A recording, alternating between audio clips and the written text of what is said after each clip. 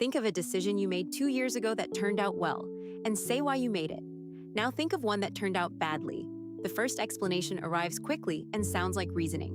The second arrives slowly and sounds like an excuse. Both are reconstructions, and that is why decades of big decisions can leave you feeling like a good decider with no evidence at all. This workbook fixes that with one habit. Before you act, you write down the decision, the options you turned down, your reasoning in your own words, how sure you are, and one prediction specific enough to be marked right or wrong later. A sentence written before the result is the one version of your thinking that the result cannot quietly edit. Then, on the same day, you score the process itself. 10 checks. Did you look up how this usually goes for people in your situation? Did you imagine it had already failed and write down why? Did you name the evidence that would change your mind? Did you ask one person with nothing to gain? Score these after the result, and hindsight rewrites them for you. Months later, the file tells you to come back. It pulls forward what you predicted and how confident you were, so you are marked against what you actually wrote. Right, wrong, or too vague to score. That third verdict matters because a prediction you cannot fail has taught you nothing. And then it does the thing the whole workbook is built for. It combines your process score with how it actually turned out and sorts the decision into one of 4 boxes. Sound process, good outcome, is earned. Sound process, bad outcome, is bad luck. Weak process, good outcome, is the dangerous one because nothing punishes you, and you will run that habit again.